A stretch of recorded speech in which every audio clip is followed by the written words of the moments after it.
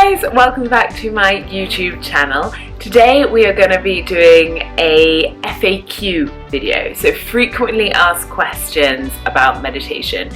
I'm going to be addressing about 5 or 6 of the questions that I get asked all the time. I also sent out a little poll on Instagram asking what are your biggest questions about meditation and mindfulness and what would you like to know about it. So I've got all those questions here if you submitted some of them. That's my pen on the floor. So if you have any questions, any worries, any queries about meditation and mindfulness, then this video could very easily answer all of your questions. Let's get started. So the first question I got on Instagram was from Christina, and she wanted to know why people chant when they're meditating. So this isn't much to do with mindfulness meditation necessarily. Chanting is definitely a spiritual practice. It can also be a religious practice. Chanting exists in many different religious traditions. So in the Christian tradition, in the Hindu tradition, in the Buddhist tradition, in the Islamic tradition as well, they all have chanting practices as devotional practices or spiritual practices. I think what the question is probably about is when you go to yoga, why do people chant? Different chants mean different things. In yoga, they will probably be in Sanskrit, and they might chant Shanti Shanti Om. Shanti means peace. Om is the sound of the universe, the sound of creation, depending on your interpretation of it. And it's kind of believed that as you chant these things, the sentiment behind them or the meaning behind them is evoked through just saying the words, through the vibrations of the words. So if you're chanting Shanti, Shanti, Om, like Shanti, saying Shanti actually invokes peace. There are chants for wisdom, there are chants for compassion, there are chants for love, there are chants for death. So it's kind of, it's thought that they are invoked just by saying that, and people study Sanskrit and chanting for years, for lifetimes.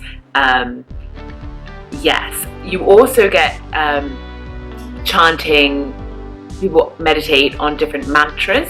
So it could be people meditating on Om or a certain mantra, a Sanskrit mantra, like it could be Satnam, or it could also just be a sound that they repeat over and over in their head over and over again. And meditation is just having something to focus on and bring all your attention to that. And that could be a sound or a chant, a mantra, just as easily as it could be your breath or a flame or any other kind of meditative practice. So chanting has many purposes. It brings people together. You can get kirtans, which are like a group community chanting practice where it's often done in call and response. So the people leading the kirtans will chant something and then the rest of the group will chant back. So that brings people together. It can also be about people evoking certain qualities, whether it's peace, love, wisdom, whatever it might be, through the chant that you're chanting. And then also it could be something to bring your attention to. If you're chanting something like Om over and over again, it's something to focus your mind on. So that's why people chant. How to start? This is from Claudia, and this is both the most simple question but also maybe the most difficult question. There are lots of resources out there to start now. I've addressed this in my Mindfulness 101 video as well, but you can get an app. So there are lots of apps. There's Insight Timer. You can listen to my meditations on Insight Timer. There's Headspace. and calm, which you both have to pay for. Insight Timer is free. You can go to a mindfulness course, you can go to a meditation course. There are really lots of ways to do that. You can go to a Buddhist center if you want. There are meditation centers as well, depending on where you live. And the best way to start is to just start. Commit to when you're going to do it. I have said this before, I don't even let myself brush my teeth until I've meditated. So really nothing happens until I've meditated, because I know that if I'm like, oh, okay, I'll just do it after I've had breakfast, or I'll just go send some emails and then I'll do it, or I'll do it on the train, it just never happens. There's other stuff that always crops up. So yeah, the best way to start is to just start. I know that's such an annoying answer, but have a look at my Mindfulness 101 video, because that also addresses a lot of the obstacles that can come up when we are starting a meditation practice, and also maybe having accountability. Again, a lot of the apps have accountability, but maybe committing to doing it with a friend. You can also get like habit trackers that you can check in and track when you're doing a meditate or starting a habit and how often you do it. So yes, that's how to start a meditation practice. Katie says, how can I keep my mind still? And this comes up every single time I teach a workshop or anything. People are like, oh, I just can't meditate. I can't keep my mind still. Meditation is not about keeping your mind still. Stillness of your mind is maybe a byproduct of meditation, but it's not our objective. Our objective is to focus on something and bring our attention back to it, and our mind will always wander. Our mind is designed to wander, just as our heart is designed to beat and our lungs are designed to breathe.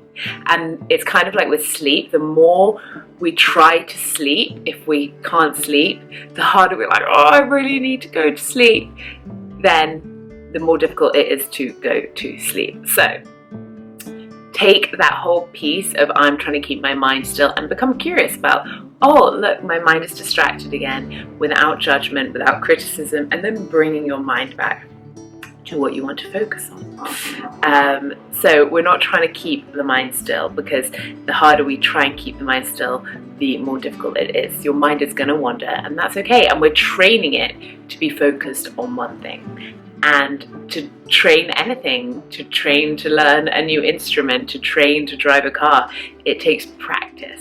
And that's all it is. It's just a practice. And some days your mind will be really, really still and calm, and other days your mind will be all over the place and you'll be thinking all the time and you'll feel restless, and yeah, so no meditation is ever the same. So that's on keeping one's mind still. Alex asked, how should I sit? So again, this comes up a lot in like every session I lead. And I also talk about this in my Mindfulness 101 video. But how should I sit? So I always recommend that people sit when they're meditating. You can lie down if you're not at risk of falling asleep. And here's a kind of, it's a tricky thing about meditation, is that a lot of people use it to go to sleep and to aid sleep. But if we fall asleep during meditation, then we're not really meditating, and we're losing out on a lot of the benefits that we can get from meditation. And a lot of mindfulness teachers say when we practice mindfulness, we're training ourselves to fall awake as opposed to falling asleep. And it's about increasing our awareness. And when we fall asleep, we are not increasing our awareness, even though it can be very, very difficult when we are having difficulty sleeping. Maybe mindfulness is one of the things that really helps us to sleep. If you do feel drowsy when you meditate, and I literally had to do this for like 6 months, every time I'd lie down and do a body scan, I'd fall asleep. So I had to do it standing up. I did mindfulness meditation standing up, and now I've trained myself, because since we were born, we've told ourselves, we've been trained that every time we lie down, close our eyes, that means we're going to sleep.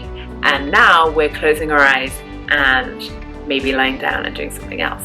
It's a state in between being fully awake and being asleep. I always recommend that people either sit. You don't have to sit cross-legged. I find that comfortable. I'm a yoga teacher. I acknowledge that not everybody is a yoga teacher, and sitting cross-legged is really uncomfortable for a lot of people. Also, you can't sit cross-legged on the train. So cross legs have nothing to do with meditation, really. Just sit however's comfortable. Feet on the floor, perhaps. The most important thing, I think, is having your chest lifted, your back straight, so that you can breathe properly and you feel supported.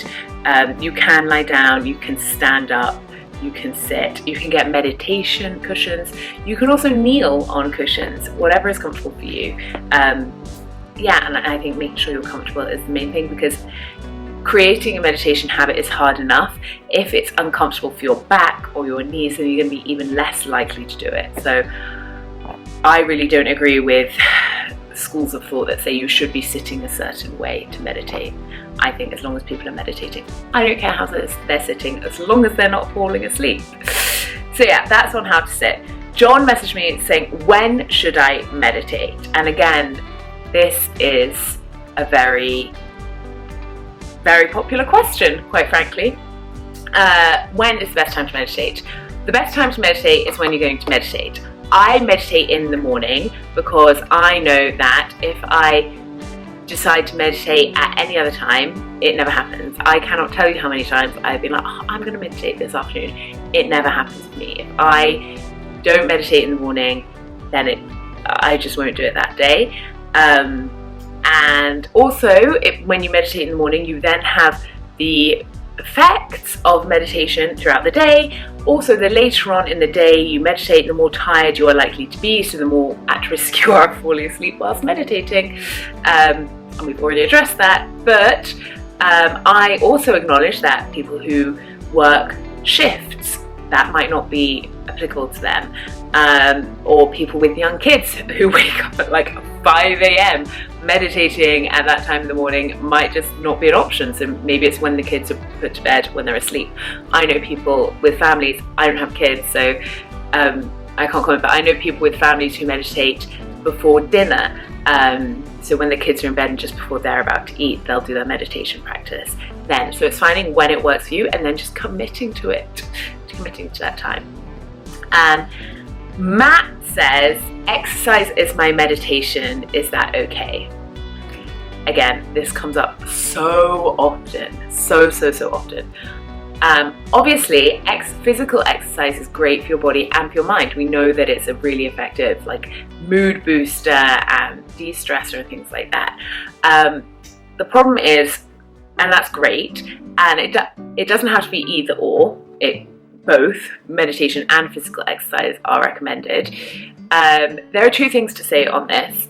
The first is that if someone is really anxious, then sitting down and doing a sitting meditation might be too much too soon. So moving meditations might be an easier segue into arriving at sitting meditation. Yoga asanas, like yoga postures and sequences, they are designed to help people to settle down in order to be able to sit still and meditate. That is the whole purpose of yoga asanas, traditionally. So you can do mindful movement practices, which could be yoga, it could be walking, as long as you're engaging with it mindfully. A lot of people use exercise to switch off, to disconnect, and that's the opposite of mindfulness. We are tuning in when we do mindfulness. So if people are going for a run or going to the gym or going to a workout class and they're putting their music in and they're doing it to switch off and there's zero awareness there, then that is not mindfulness. That's not meditation. That's switching off and numbing and distracting and all those other things. The other thing I would say is that when we use external things to distract ourselves and create a dependency on them to boost our mood or change our mood, like exercise, it could as easily be drugs or alcohol or food or TV, any other things that we use to numb and distract ourselves. So with meditation, again, we are not using any of those things and we're leaning into our discomfort. But sometimes we do need a roundabout way to get to that place of stillness and calm. The other thing is that people do a lot of really intense exercise now, like HIIT classes, high intensity classes, where their heart rate is increased for a long time. And that is really stressful for the body in a very physiological sense.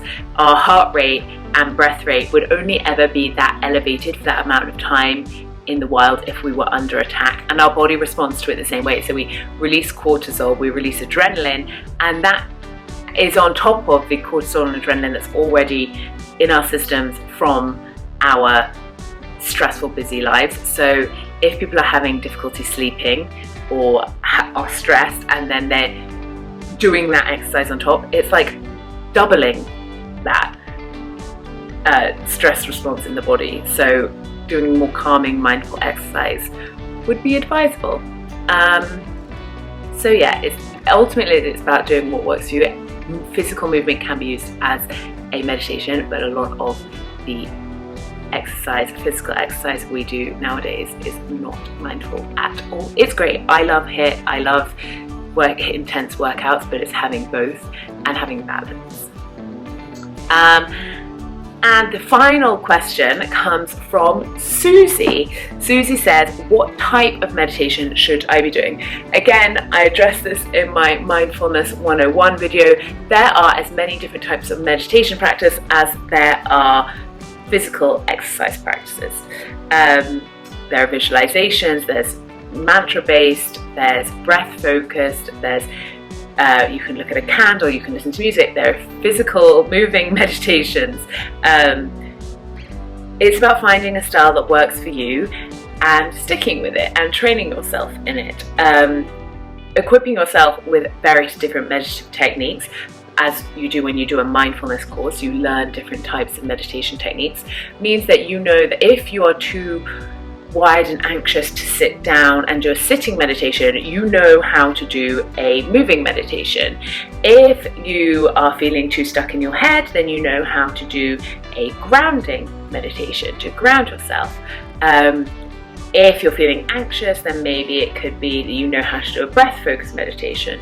So the mindfulness course, the 8-week mindfulness course, really equips one with a toolkit of different meditative practice to help manage their internal weather conditions, changing weather conditions. My personal practice is I'll kind of rotate between body scans, Vedic meditation practice, and compassion-based practices, love and kindness practices. But again, it's about just trying different things and finding what works for you and sticking with one and just exploring it. So yes, that is my mindfulness FAQ Q&A. I hope that you have found that useful. If you have any more questions, then don't hesitate to let me know, and I'm sure I can do another video about that. This has been great. Don't forget to check out my meditations on Insight Timer if you're looking for a free meditation app. You can also find me on Instagram, and don't forget to like this video if you found it useful, and feel free to share it. And if you want to stay up to date with further videos, mindfulness practices, then make sure that you subscribe. Thank you so much for tuning in, guys. I really appreciate it, and I hope to see you again soon. Lots of love. Bye.